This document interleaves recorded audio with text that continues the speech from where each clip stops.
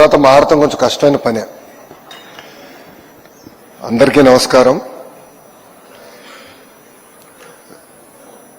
మొన్న బీహార్లో ఎన్డీఏ ప్రభుత్వం ఏర్పడిన తర్వాత అక్కడ గౌరవ ముఖ్యమంత్రి నితీష్ కుమార్ గారి ప్రమాణ స్వీకారానికి మేము అందరం వెళ్ళాం.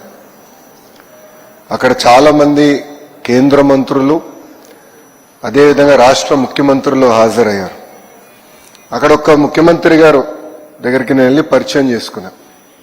ఇట్లా పలానా వ్యక్తిని ఆంధ్ర రాష్ట్రం నుంచి మంత్రిని అంటే ఆయన అడిగారు, గడిచిన 18 నెలల్లో ఆంధ్ర రాష్ట్రంలో ఏదో మ్యాజిక్ జరుగుతుంది, ఆ మ్యాజిక్ వెనకాల సీక్రెట్ ఏంటని ఆయన అడిగారు.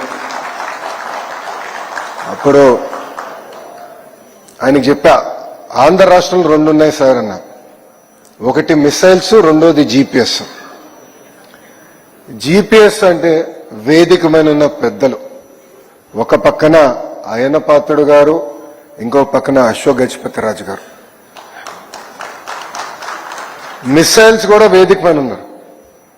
ఒకటి మా యంగ్ అండ్ డైనమిక్ లీడర్ రాము, రెండోది young and dynamic leader Aditi Gajapathiraju గారు. మేము మిసైల్స్ గా పనిచేస్తున్నాం. జీపీఎస్ కోసం, జీపీఎస్ కూడా చాలా చాలా అవసరం, అంటే మేము మా పైన పడి సెల్ఫ్ డిస్ట్రక్ట్ కూడా చేసుకుంటామని చెప్పాను. అంటే ఈరోజు మీరు ఆంధ్ర రాష్ట్రంలో చూస్తుంది ఒక చరిత్ర సృష్టిస్తున్నాం. అహర్నిశలు వేదికమైన పెద్దలందరూ కూడా ఆంధ్ర రాష్ట్రానికి ఎదురు చేయాలి. రాష్ట్ర విభజన తర్వాత మనందరం చాలా నష్టపోయాం.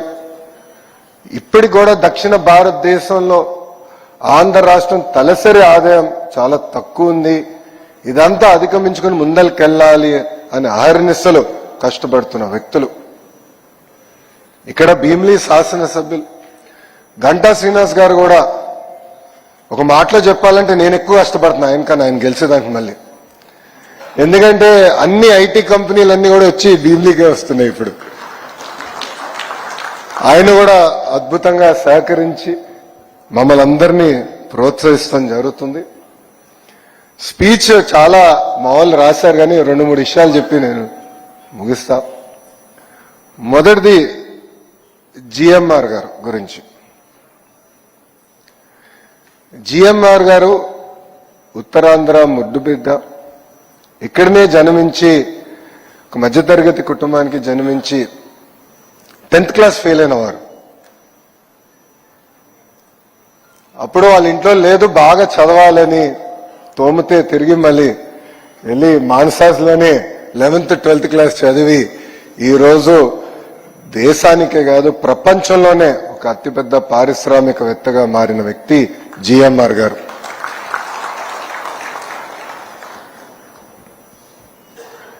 జిఎంఆర్ గారు ఆనాడు హైదరాబాద్ ఎయిర్పోర్ట్ కట్టాలని ఆయన అనుకున్నారు. అంటే ఉమ్మడి ఆంధ్ర రాష్ట్రానికి నేను సేవ చేయాలనుకున్న వ్యక్తి.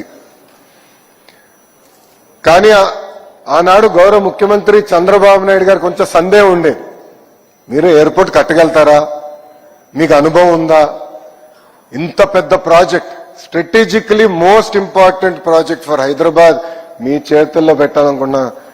కొంచెం ఇబ్బందికరమైన పరిస్థితి నాకు, అది నేను ఇంకా కన్విన్స్ అవ్వలేదు, వెళ్ళి పనిచేసి నన్ను కన్విన్స్ చేయండి అని అడిగారు.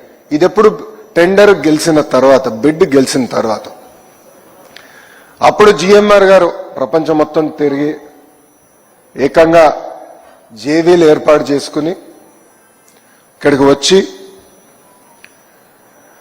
చంద్రబాబు నాయుడు గారిని కన్విన్స్ చేసి, లేదు మేము కట్టగలుగుతాం, కేవలం భారతదేశంలోనే కాదు ప్రపంచంలో ఒక నంబర్ 1 ఎయిర్పోర్ట్ మేము హైదరాబాద్ లో కట్టి తీరుతామని ఒక పట్టుదలతో కట్టి ఈరోజు తెలంగాణ జీడిపికి సుమారు 12% కాంట్రిబ్యూషన్ చేస్తుంది హైదరాబాద్ జిఎంఆర్ ఎయిర్పోర్ట్. ఆనాడు చాలా మంది ఎగతాళి చేశారు, ఎయిర్పోర్ట్కి 5,000 ఎకరాలు అవసరమా అని అడిగారు. వాళ్ళందరూ ఒకటే సమాధానం ఇస్తున్నారు. ఈరోజు వెళ్ళి చూడండి శంషాబాద్ ఎయిర్పోర్ట్ ఎలా డెవలప్ అయింది.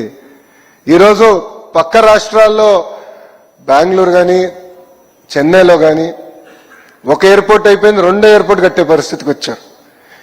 కానీ హైదరాబాద్ అదృష్టం ఏంటంటే ఆనాడు చంద్రబాబు నాయుడు గారు ఇచ్చిన విజన్ 5,000 ఎకరాలు తీసుకుని రాబోయే 100 సంవత్సరాల కెపాసిటీ కూడా శంషాబాద్ లోనే కట్టే విధంగా ఆనాడు ఒక విజన్ తో చంద్రబాబు నాయుడు గారు ముందరికెళ్లారు.